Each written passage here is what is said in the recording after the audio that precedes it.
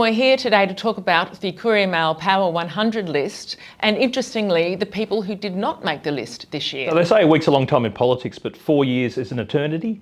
Especially with the change of government, the Labor aligned figures, in particular our number 1 and 2 from the 2022 list, have slid right down, or in some cases completely disappeared. So we had then Premier Annastacia Palaszczuk in number 2 spot in 2022. And crucially, Gary Bullock, also known as Blocker, was in our top spot. Because let's not forget, Tim, he is the union power broker who says who stays and who goes in politics. So that was an interesting decision, and it was quite controversial at the time, but it was completely vindicated a year later when he called the shots to see Stephen Miles move into the top job and Annastacia Palaszczuk resign. So Annastacia Palaszczuk is not anywhere in our top 100 this year. In fact, she didn't make the list at all.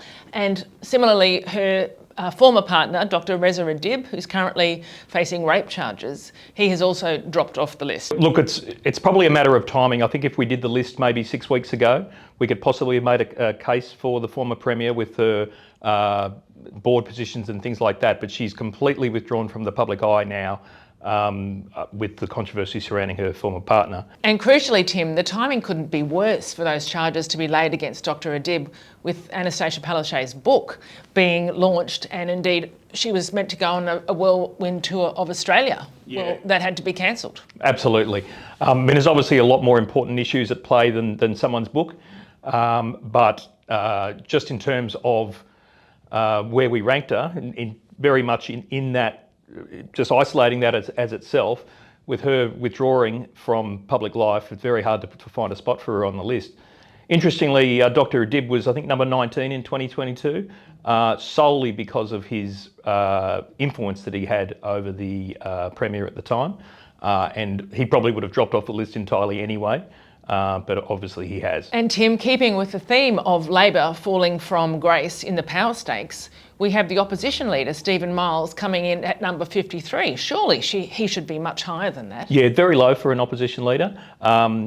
He's there because of his title and the strength of his position, not on his performance. Interestingly, the Prime Minister retained his position at number 3. But we also pointed out that he's having a bit of a shocker at the moment, as is the Premier, as is the Treasurer. But the influence they wield from the power that they hold sort of kept them in those crucial sort of top 10 spots.